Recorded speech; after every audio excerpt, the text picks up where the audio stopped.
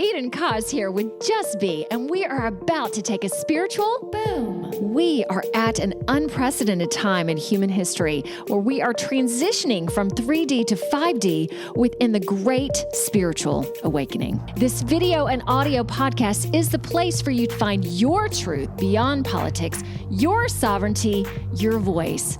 Let's kick up your vibration now. By the way, each episode ends with the Just Be practice to do just that. P.S. Just to know a little bit more about me, I'm a psychological empath, meditation master, dimensional healer, all the things to help you within this ascension. To learn more about me, visit me at edenjustbe.com. And let's get this party started. Okay, Howard, let's smile it up. Oh. Ooh, little fingers, little fingers. Okay, do you think we did good on that? Yeah. Okay. All right. Now, you're just getting to know me. I have to shake it up a little bit before I begin. Now, it's official. Eden with Just Be Spiritual Boom in association with the Grassroots Warrior Network. Hello, Howard Richman. Welcome to the show. Hi, Eden. Thank you. I was introduced to Howard. Well, actually, this is the first time that he and I met. Yet, Colin and Miles from the Planetary Activation Committee from episode 62, which is a great one, connected me with you. So I'm so glad that we'll have this time today. And we are going to get more into music medicine as well as sound portraits. So hang on just a minute. Howard knows to be waiting in the wings for just a second.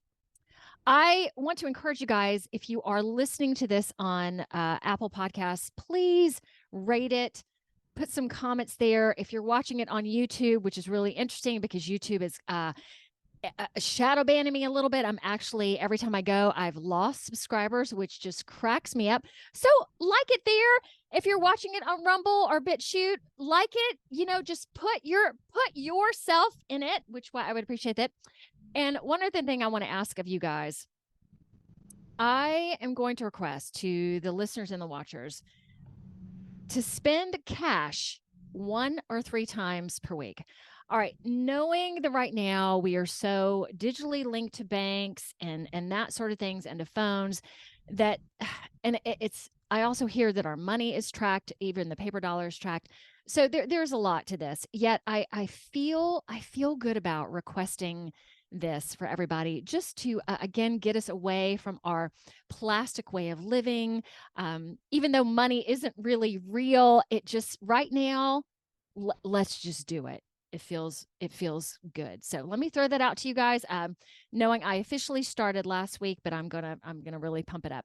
Okay, and Howard sent me a bio. I usually ask to get a bio that's about 5 sentences long, and he did that. I made it longer because he's such an interesting fellow. Okay, Howard, may I read it now? Of course, thank you. Okay, you're welcome.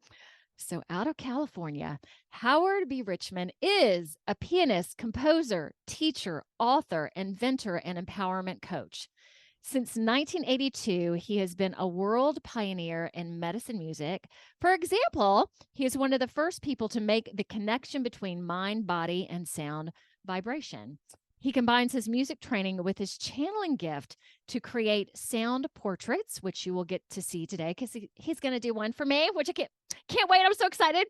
And also does music for specific conditions, including cancer, stress, planetary transformation, and birth. He created the company Sound Feelings in 1984 as an outlet for his music for transformation recordings. Okay, there's more. He received his degree in piano performance from UCLA and his Master of Fine Arts degree from California Institute of the Arts, where he also taught on the faculty for 3 years. He continues to teach piano privately, and I love this, where he is known as the spiritual piano teacher or empowerment coach due to his holistic insight. He is also known as piano teacher to the stars or the celebrity piano teacher. So on one of his websites, I saw David E. Kelly there and Michelle Pfeiffer. Did I say that right? Michelle Pfeiffer. Did I say that right, Howard? Yes. Okay, thank you. So, as an empowerment coach, his specialty is to help people break through their most stubborn blocks and to reach their highest goals. Okay, one more thing. He is married to an opera singer, has 2 adult kids, and his father was the late actor Peter Mark Richman. And I didn't know who Peter Mark Richman was, but then when I looked him up, I'm like, oh my gosh. So he was often one of the most killed guys on TV and recognizable lead in the 50s and 60s. So for those of y'all watching, I'll show pictures. He was in The Twilight Zone in 1959, The Fugitive in 1963, Mission Impossible in 1966, as well as Star Trek The Next Generation 1984. He made over 500 TV appearances. And I think this is really neat too, because we're going to talk about this a little bit. Your dad worked with the likes of Sophia Loren, Bruce Lee, Suzanne Summers. So he played her dad on Three's Company, which Suzanne just died recently. So we might talk about that, and Audrey Hepburn. Wow. That's, even though you didn't give me a substantial resume, your resume initially was really good, but that's a lot of stuff. Yeah. Yeah. Okay. First, as I asked most of my guests right off the bat, is how did you start to become aware of the Great Awakening, of everything that is happening in our world? Wow. Well, even as a child, I used to talk to God. I had this crazy moment. I don't remember how I would have done this, but when I was 7, I looked up at the sky. I was outside and I said, "There's too much pain in the world. If you can give me the pain, I'll take it." Oh, okay. What I had happened? this weird thing. I, I just felt like I want to be of service, that was, and that's affected me my whole life in my teaching and my work, the things that I come up with to help people, music healing, and also a few other inventions that I've done. It always seems to be with the goal of helping people. And then the side part, maybe I'll make a little money at it. But my motivation is always, how can I be of service? So, when you proclaimed that at age 7, how did that influence the rest? Well, I know you said you always wanted to be of service. Yet, how did that influence your from that point in your life?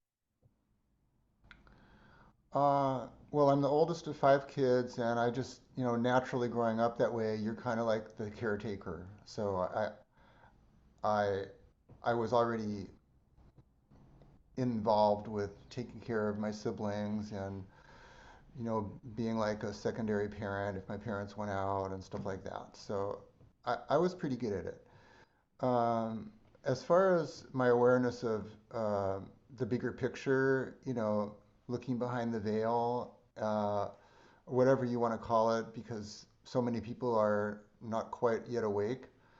Uh, I'm born Jewish, but I'm not religious. And my parents have been in a spiritual association called Subud, Subud, which is a receiving of the great life force energy uh, since 1959.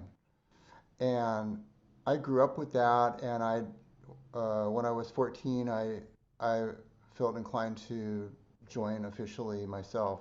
So that's been a real guiding force in my life because I feel that I have the ability to check inwardly when I have a question or when I have something that's not clear. Of course, I do all my external research, but I'm able to ask within, what is the real truth about something? And so I feel very grateful that I have that guidance in my life. Uh, and then as far as how our connection through Miles and Colleen with PAO, uh, Miles has been a longtime friend of mine, and I told him about this book that Sheldon Neidl wrote that I had read long ago called You Are Becoming a Galactic Human. Mhm. And he really liked it, and I don't know, he really went forward with it, and he somehow became friends with Sheldon and Colleen, and he's been working with them ever since. And I remember him telling on the podcast about being introduced to that book, not knowing that you were the one that introduced him to that, and it sounds like just opened him up to way more. Yeah, I mean, he has his own spiritual awareness and all that, but I feel very grateful that I was able to introduce them because they've helped one another so much. Okay, so knowing that your dad was famous, and knowing in Hollywood all that can come with that, uh, what was that like? And did you ever feel that? Did he stay away from that, or was it as prevalent then? What would you say to that? Well, that's a good question. My dad, before he became an actor, his older brother was a pharmacist and encouraged my dad to become a pharmacist. And my dad went to college and he went to Philadelphia School of Pharmacy and Science. And he graduated. He got a license in New York and in Philadelphia, and he hated it. And after 2 weeks, he said, I'm done with this. I'm going to be an actor, because he always had that itch. But the reason I'm mentioning this is because he's highly educated and he's aware. Well, he passed away in 2021, but he was highly educated and he was aware of, because he had studied pharmacology, he was aware of the harm that it can do to the brain, and he was very creative. He was a painter, of course, actor, and a writer, and we were kind of a square growing up. I'm not a drug user. I'm a little bit weird, and I was kind of made fun of when I was growing up. And my parents also never fell into all that self-destructive behavior that's so prevalent in Hollywood. And it kind of was good, but it was kind of bad because he felt like he didn't get all the opportunities that he wanted. But we lived in the outskirts of LA and the San Fernando Valley, so he wasn't entrenched in, all the drama and all the stuff. And my dad really was a creator. He didn't like, small talk and just, going to cocktail parties and all that stuff. He just really wanted to be a good person and create. So I grew up with that, and I think that had a great influence on me because I don't like to do things that are negative or self-destructive for myself or for others. So we kind of steered clear from that, and but I think the downside is that because he wasn't schmoozing with all the other people and getting drunk and getting stoned, he wasn't doing that. I think he became bitter at the end that he didn't have, certain opportunities that he thought he should have had, you know. So, but that's just the way the so many industries have been kind of taken over by the dark, and my dad pretty much was stubborn about that, about not doing that. In fact, his autobiography is I saw a molten white light because when he was a child, he had a spiritual experience. So I think that really tempered him. Oh my God. Yeah, this is really fascinating because I'm sure y'all were not the norm. Yeah, as a matter of fact, we used to go to visit my grandparents in Albany, New York, every summer, and it was great fun. And we went to summer camp, day camp there. And everybody found out that I was the son of a celebrity, and I hated it. I just wanted to be like a normal kid, I didn't want any special treatment. So I went through a phase of not telling people who my dad was. Mhm. Because I back then, like just seeing his face, I think wasn't he in Dynasty as well? Yeah, And yeah. I think there was another. He played the attorney for several years. Okay, so again, when I saw his face, it was like, oh yeah, and I'm sure back when you were younger, like he was like 500 television appearances, he was pretty. pretty well known. Yeah, Man, well, the funny thing, he was well known, but people didn't really know his name, but yes. they recognized him. So a typical thing, we'd be all out at a restaurant as a family, and people would come up to him and, will you sign my name? And they thought he was Ricardo Montalban or a few other people, and my dad would get really mad. Yeah, so what did he do with that? Was he like, "No, this is actually my name." What how would he handle it? Yeah, no, he wasn't good at that. He had a temper and he would blow up sometimes. So that was funny. Oh. You know, as spiritual as he was, he had a real big ego and he got himself in trouble sometimes. Whoa. Okay. Wow. Wow. I wanted to mention Howard. I watched one of the YouTube videos of one of your students, Amber Tope. I don't Yeah. know if I'm saying her. It blew me away. I mean, Oh, it was really she oh I can't even remember the name of the well, it doesn't really matter. She sang and she did piano, and it was just I got chills throughout my whole self. So I knew just from listening to that that I could see how you bring this spirituality and this more to your to people that work with you because what I saw with her was more. It was beautiful. So yeah, tell us about your teaching because I know that the way you teach and we talk about um, using spirit as well that you do classic teaching but it's not classic teaching. What would you say to that? wow. What a great comment. And I'm proud of Amber. She's a singer-songwriter, and I think the movie that you're referencing was one of her original songs that she performed. I I've been teaching since I was 17, and Wow. I felt a little bit shy to do so, so I only charged $5 an hour, and I drove to the home. But it turned out that some of my students were adults, and you know, when you're 17 and you're teaching a 40-year-old, you go like, "Wow, this is really crazy," you know, because you're accustomed to looking up to adults, and here I am, the expert in relation to this other person.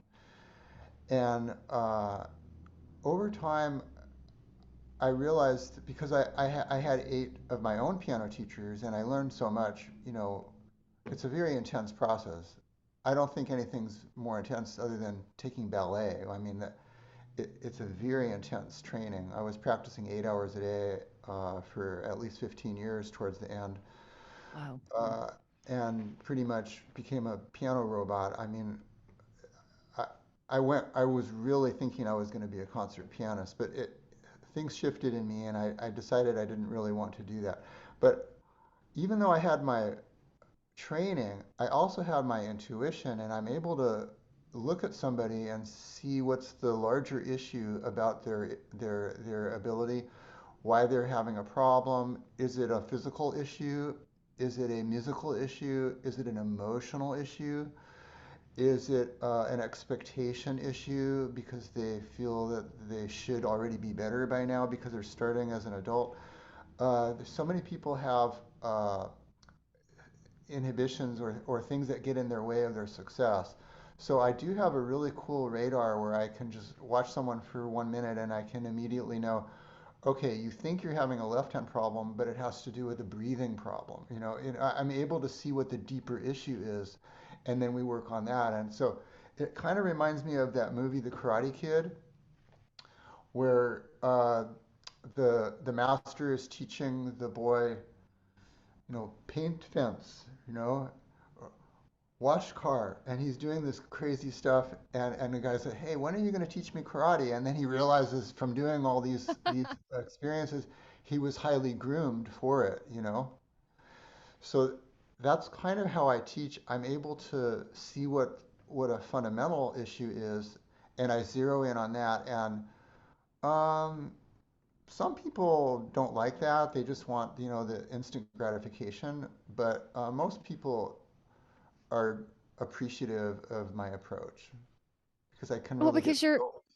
you're working on the bigger issue of things versus just a quick fix. Yeah, Yeah, that's what I do too. And I understand that sometimes just fix me, darn it. Why do I have to do all this work for myself? Why do I have to look at myself? Yeah, well, I've understood in the because I'm really into natural healing. So when I was 21, I started my own path on holistic healing. I had headaches almost every day when I was a child, and I I was determined to find some solutions. So I learned all about cleansing and herbs and all kinds of holistic approaches, juicing, everything like that.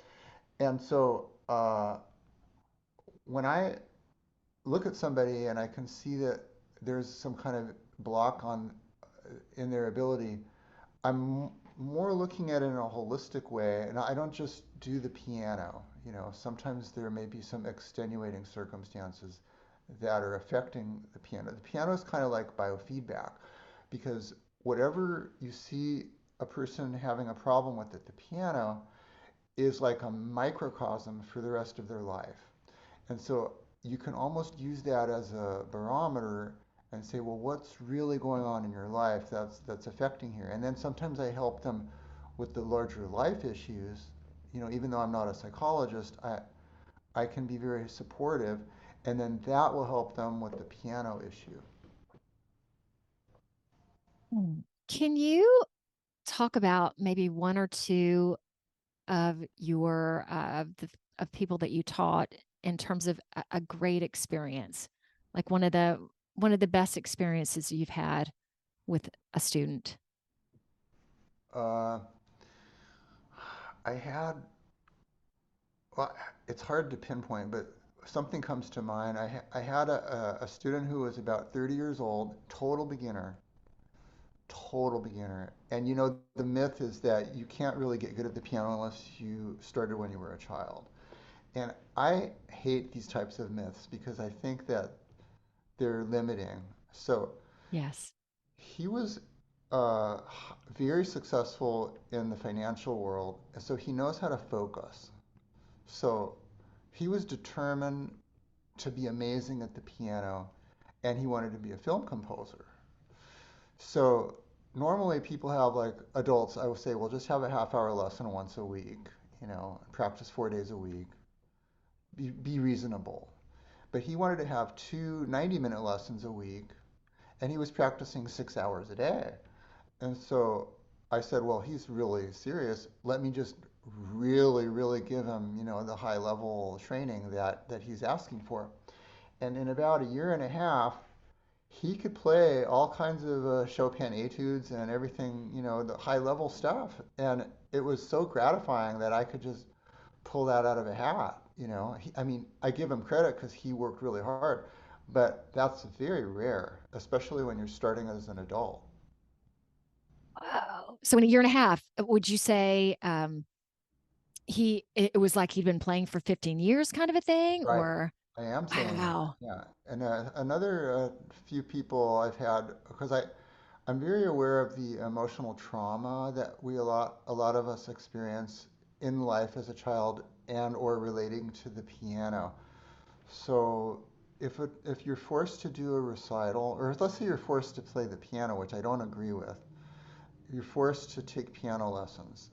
A lot of my students are adults who had been traumatized by having been forced to play the piano, and then they quit for 35 years because the parents think, well, you'll thank me later, you know, I'm going to give you what I never had. That mentality is really wrong because the child feels forced, they don't really want to do it, and then they end up pulling away for all those years because they have a negative association with it, right? So I've had, I call it emotional trauma. So I help people with the emotional trauma. I actually have a thing that I developed to help release the cellular imprint of the trauma. So, and that's separate from the piano that I can do with people if they want. And so I've had some people who have had, let's say, you know, when you have to play for someone, but you don't really want to do the recital, and then you have one of those panic attacks and you black out, right? And Right. you have 200 people in the audience, and they're all kind of trying to not laugh at you, and you're 9 years old and you feel like you just want to crawl under a rock, and then you go off the stage, it leaves a really bad imprint in you for the rest of your life about music and about self-esteem and about your ability to get up in front of people with the piano, or even if you have to give a speech. It causes terrible trauma. So that's the kind of student that I really like working with because I happen to have expertise in that, and also I can identify with that because there were a few times where I had that experience where I was practicing for 2 years for a competition when I was 16 years old, and my parents drove me 2 hours away to the place, and I was wearing my suit, and the neck was too tight, and I can hear my heartbeat in my ears. It, and I was pacing the hallways, and I heard all the other great pianists, before me, and I was freaking out. So I go up there on the stage, and I'm gonna play this fancy Chopin Polonaise, and I didn't even know where middle C was. I was having a total meltdown, and there were judges in the audience, and I completely bailed. And so all we could do was go out to lunch, and I was so embarrassed. So I know the feeling of Oh man. having a. What I think is that the more evolved you are and the more sensitive you are, the more spiritual you are, the more prone you are to have these out of body experiences, and so we don't necessarily fit into the normal world, right? So you're trying desperately to be normal, but at some point you have to embrace the fact that you're not normal. You just have a different way of living. Okay, I have to So, laugh at that. Yes. Okay, and, proceed, and please. and so it took me a long time to love myself for Yeah. my uniqueness, and that I also don't have the typical kind of brain that you need in order to play the piano and memorize, 300 pieces and go on tour. I just don't have that kind of brain. And even though I was aiming for that and I was practicing so much, my gift is I love composing music, I love teaching, and I love doing my music healing stuff. So it took a while, but I finally could embrace that, and I realized, well, this is what I do, and I'm really good at it. And instead of positioning myself that I'm a failure or I didn't meet my goal, why did I waste all that time training, and I have a master's degree in piano performance and I'm not a concert pianist. What kind of idiot am I? It takes a long time to kind of make peace with that. It does. And I appreciate your vulnerability and talking about that too, because okay, just to summarize, like realizing that you're not less than, that what you are doing is just, I mean, I can feel, Howard, already, just your heart. And I when we get to the sound portrait later, when I listen to some of your music to help with, stress or whatever, it was not what I expected, because there are all these things on YouTube. Oh, listen to this. Yours is different. And I love that. So I'm very excited to get to that. I do want to ask you this question. So in the 1930s, the dear Rothschilds, love them. Not not really, but I do. I send them love and light. Weaponized music. I'm curious with your standpoint in this. What taking the vibrational frequency was taken away and replaced by the 440 frequency. I'm reading this so I don't mess it up. Versus 432. So 440 distorts the energy, distorts the frequency. What do you think about all of that? Oh, wow, you've done all this research. I don't fit, even though I'm a holistically inclined, and even though I'm very spiritual, and I allow the guidance of God in my life every day, and even though I'm highly trained as a musician, and even though I'm very aware of sound frequencies, I put that in the category of disinformation. Okay? Yes, please explain Okay, your perspective. because the cabal traditionally gives little tidbits of truth to make you think that that's the real deal, you know? and then you get all hyped up on that, right? But there is no 432 versus 440.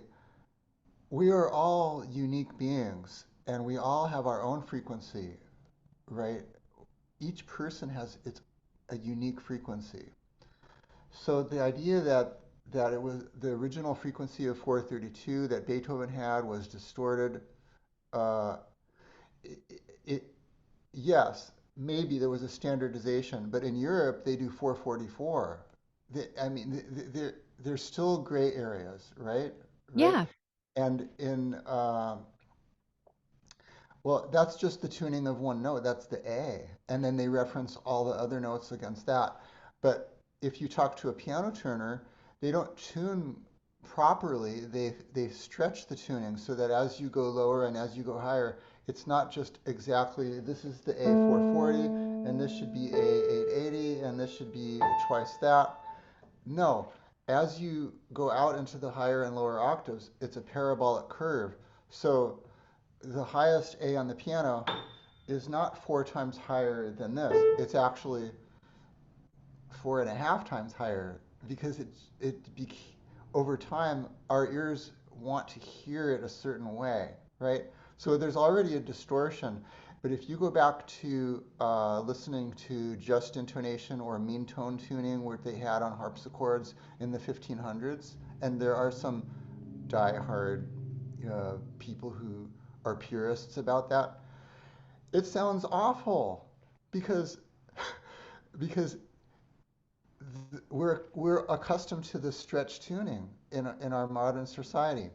So I personally think, to come back to your question, that distortion or that standardization that was started by the CIA or the Rothschilds or whomever, uh, I don't think that is causing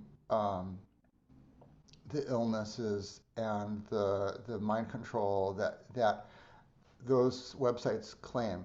However, there is something to the heartbeat, which is in 3/4 time, which is going boom, boom, boom, boom, boom, boom, boom, boom. There's an organic, right? 1, 2, 3, 1, 2, 3, 1.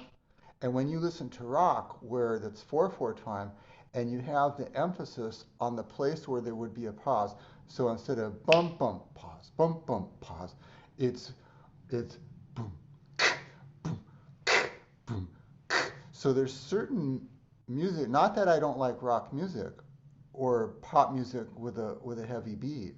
I'm not saying that, but it's not so much the tuning that is affecting us, but the rhythm is pulling us away from our true nature. It's the rhythm that often does that. Now, here's a I really interesting thing that please. my teacher at UCLA, no, at Cal Arts, uh, shared with us. His name was Leonid Hambro. He was fantastic. So I'm going to play the same song 2 different ways. One where I play the right notes and the wrong rhythm. Okay. And the other one I'll play the right rhythm and the wrong notes. And usually you think, well, okay, those are the 2 primary parts of music, the right notes, which is called the pitch, and the rhythm. But 99% of people assume, well, it's the right notes that is the most important thing to convey the essence of the song. Can you identify the song?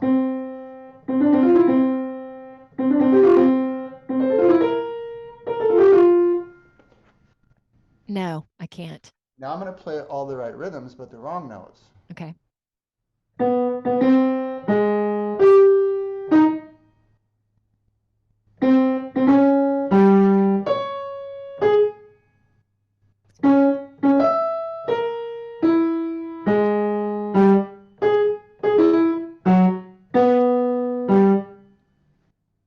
So happy birthday to you. That's correct. Whoa.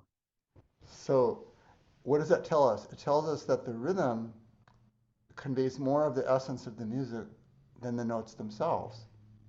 Is that amazing? That, yes, that is striking. Okay, so let me, Howard, this is so enlightening. So I just watched this video, I think it was the second or third time I've seen it, about the frequency of bells. And bells, like all, so many of the major bells have been taken down or cracks put in them because their frequency is so healing. Tell me what you think about that. Wow. Okay, that you're onto something that I haven't heard about. But I do know that a lot of sound healers use bowls Mm-hmm. and bells, and the frequency. See, the frequency of a piano note has about 15 other notes built into it. Mm-hmm. If you study the overtone series, it has the octave, it has the fifth, it has the two octaves, it has all these other notes that are built into it just by that one note. Right? But a bell is very pure. So I guess when the bell is properly tuned, and since not only do we have our whole frequency as a unique being, but each of our centers, if you want to call them chakras, are vibrating at different frequencies. So a lot of sound healers use bells because they're able to pinpoint a particular part of your energy field because it's a more pure tone. So if you're saying that there's a conspiracy to render, church bells, obsolete, and now they're all automated with electronic speakers, I've noticed that it's hard to find like the old-fashioned bell that you pull. I think you're right about that, but I didn't really tie it in as some kind of like a conspiracy. That Yeah, maybe I have to maybe send you that the video. maybe there is some truth to that, just systematically taking away our life. I mean, with Agenda 21 and Agenda 30, and we know that there's some intentions to cause us all difficulty. I'm trying to uh, sugarcoat it, but they really don't want us to be healthy. So maybe that's just one little piece of the puzzle. I don't know. There's so many pieces, right? So many pieces. Okay, so I wanted to and talk about some of your other products. Let's call it that. So I'm going to list Howard's. He calls it his relevant websites. But tell me, I'm not going to say this correctly. Probably the thought capulter, Okay, catat cool. It's a thought catapulter. I'm catapulter. Oh my gosh. I'm very aware of how our subconscious mind affects our reality, and there's two primary ways that you can modify your subconscious mind. One is hypnosis, which I'm not personally a fan of, but I acknowledge that it could be useful. Or there's affirmations, but most people who do affirmations do them the wrong way. They don't understand the right way to do affirmations, so I've done a lot of research about this. And the main secret about affirmations is you have to anchor the whatever you're trying to envision to a positive thought. So the emotion of the positive energy kind of encapsulates the intention of what you're thinking of and sends it out into the universe and makes it happen.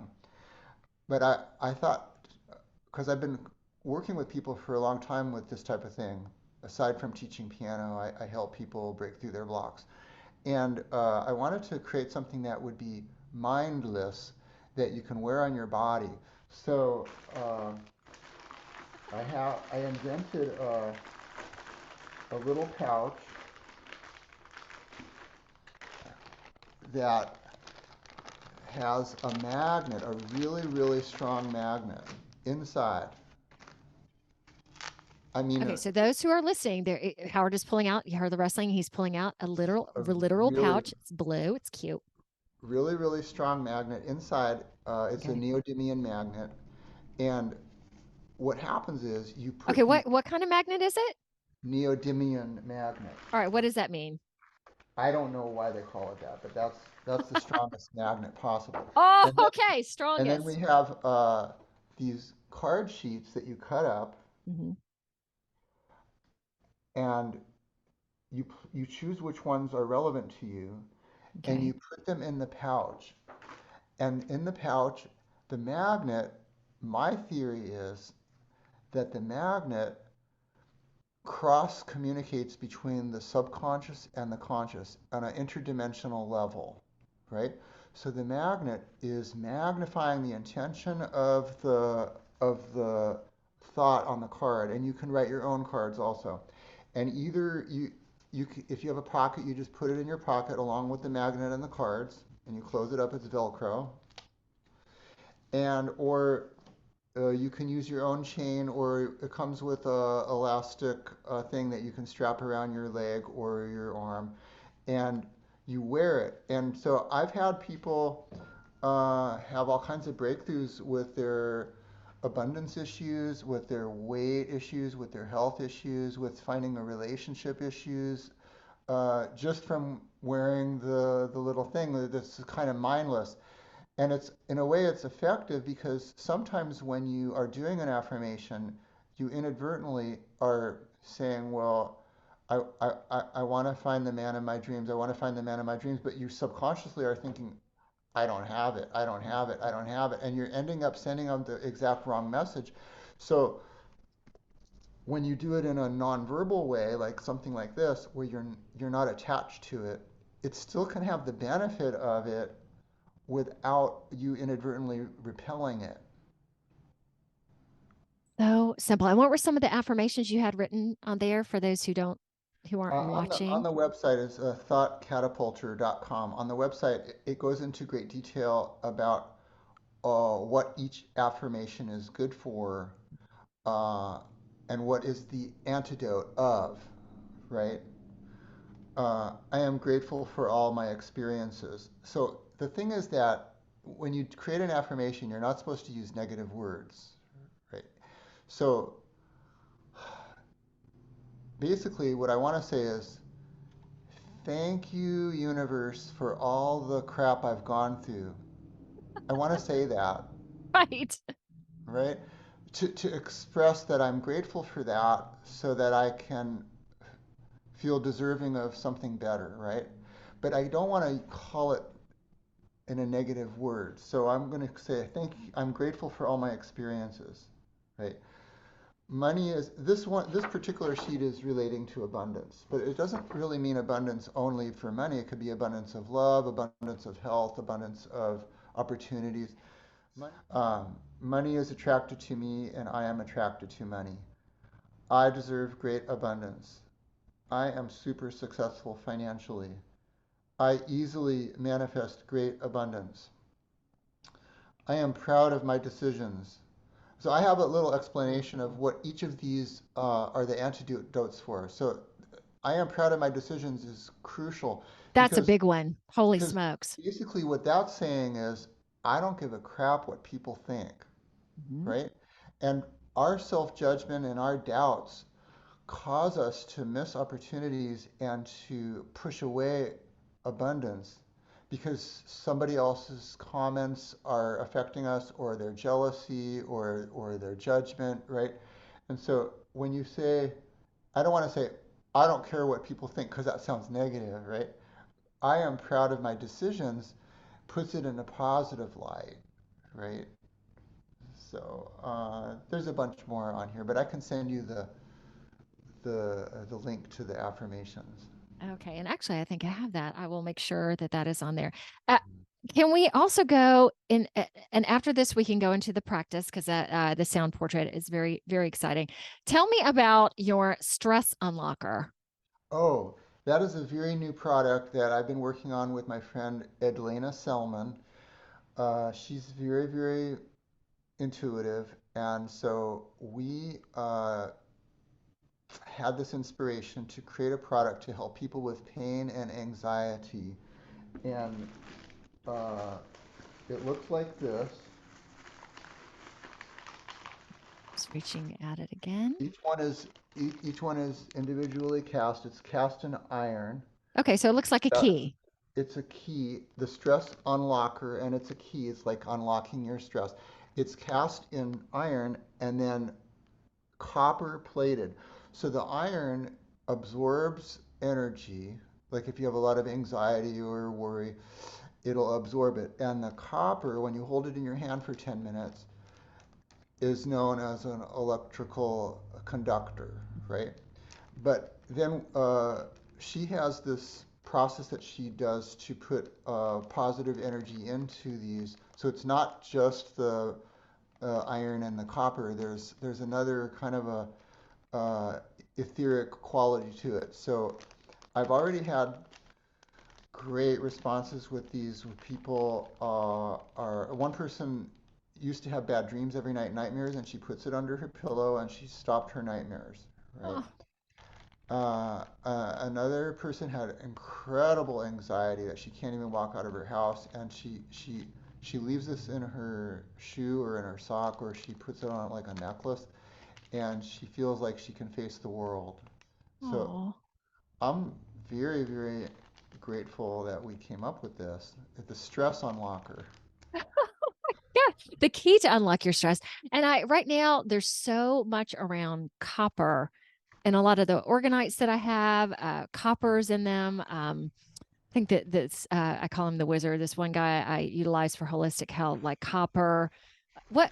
Yeah, what's your feeling about copper? Uh, well, you know that copper is is rare, and thieves are stealing copper. Yes. They in the middle of the night they open up the bottom of the street light, and they yank out the wire, and they are able to sell the copper, right? It's a valuable mineral. And isn't that with catalytic converters as well? Is there copper in that? I know those are being stolen some. Yeah, probably. I don't Okay. actually Oh, know. it's copper in there. You're probably right, but copper is the primary. It doesn't degrade. There are other metals that transmit electricity, but when you have to go for 1,000 miles to transmit electricity from one location to another, copper degrades the least. It degrades the signal the least. That's why copper is used. The interesting thing is that before I decided to go into music, I thought I was going to be an electrical engineer. And you kind of So, so, are an energy engineer. so I used to make all kinds of. I made a robot when I was 14. It was a fake robot for Halloween for my brother to get inside, and it had all kinds of flashing lights and everything like that. Okay, awesome. Now, shall we move on to the sound portrait? Does that sound good Yes. to you? All right, and everybody notice the piano is going to be part of this too. Can you tell us what that is first? Just be Well, the practice. music that I've been doing since 1982 for healing started when one of my mentor friends said that she thinks that I would be able to do music for healing. And I don't think she used the word channeling, but that's kind of what I do. It's kind of like give a psychic reading, but in the piano. And I don't interpret it. I just get out of my own way and I record it. But what's unique about my approach is that it's not typical new age music, which is all nice ambient music. My music might be very aggressive, and it's following what's called the entrainment process. I learned about this after the fact.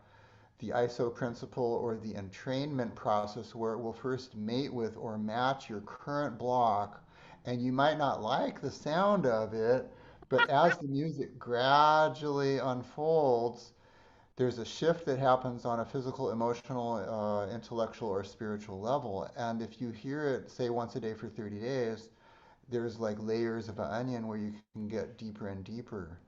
So I'm going to do Eden Koz's sound portrait right now.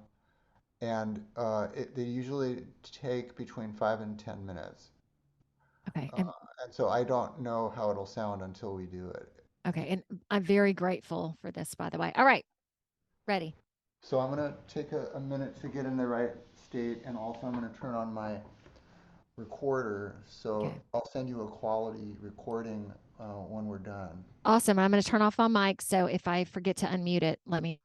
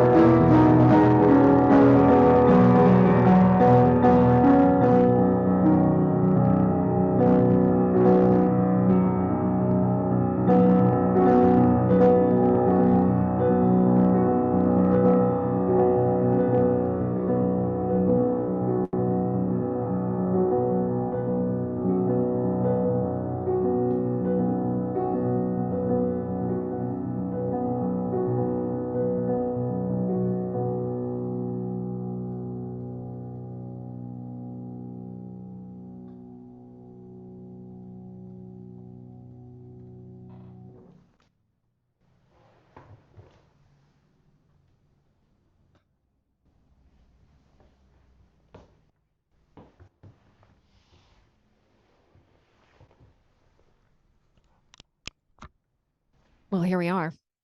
What do you think? Oh my gracious. That, okay, give me a second to find the words. Within, I don't know how long that was, 3 minutes or whatever, it encapsulated my life. So the beginning, it felt like me as a little kid, just, coming into the world and being bright and being open, and then shutting all that down and blocking off to gifts, if you want to call it that, and then just this rat race, and then also this spiritual rat race, like I've got to do this, and I've been teaching for a while, so I need to reach this many people, I need to just, so all this, even though learning, my company name is Just Me, and my mentor laughs about that. She's like, Eden, you named your company Just Be, and this is for you, not for anybody else.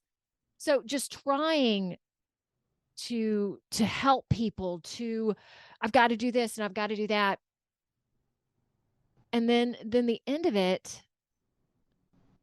okay, how would I even put this into words? Like knowing now that through this great awakening and through my teaching or my facilitating, whatever you want to call it, that it doesn't matter at this point how many people I reach, that I am helping folks and I'm helping myself. And if I can embody love, and if I can do that for me, that ends up helping a whole bunch of people without me having to be with people. So the end of it, I felt it in my brain, like part of my brain was shifting and moving. It was coming to that embodiment, that realization of, that's all that I need to do, that I don't need to be part of the rat race, or even the spiritual rat race, that just, I can just be. So it was so poetic, so moving. And you were right, there was one part when the chaotic part was going, that I could just feel the old stress inside of me, the old darkness, so I attached to that a little bit. It was, I'm excited, so I'll get to listen to that for 30 days.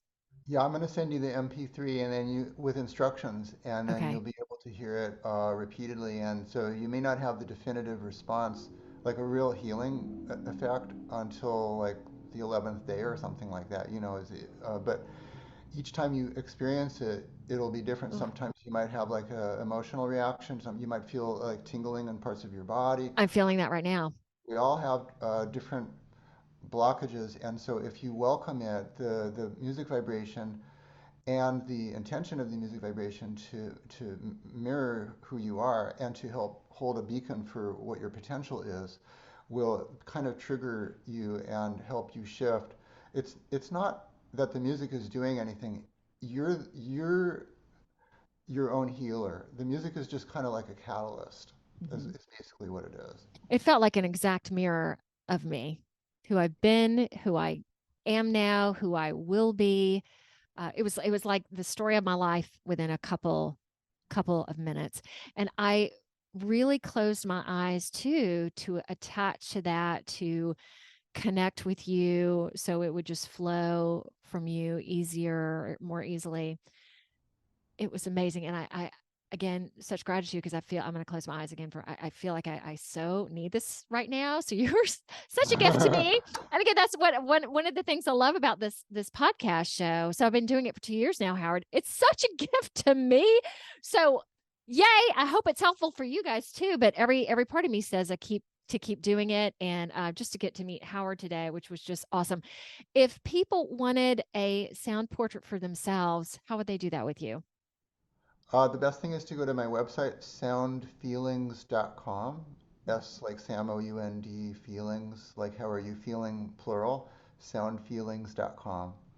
Okay. And what about just the time that we took together, like 10 minutes kind of a thing? Or can you just attach to them? Do you need to do a phone call with them or anything? Well, if they're in LA, of course we can do it in person, and Okay. otherwise I can do it remotely. I don't have to do it live. I mean, I could record it on their behalf and then send it to them. Right. But it's might be more fun to do it over, you know, Zoom like this. Oh, yeah. I like this a lot. And do you mind telling, how much do you charge for something like that? The sound portrait is $400. Okay. Oh my gosh. Thank you so much for that too. I feel even more special. And Howard, I don't know if, our episode, so I record episodes 2 weeks beforehand. Our episode will be released December 20th. So what an awesome gift for people if you celebrate the holidays or, I love it. I feel like there are a lot of things we could also discuss, yet I would say our time has come to an end. Howard, thank you so much for bringing yourself, and thank you so much for discussing the vibrational frequencies as well. I think that was very clarifying. It was just amazing. Okay, anything you want to close us out with?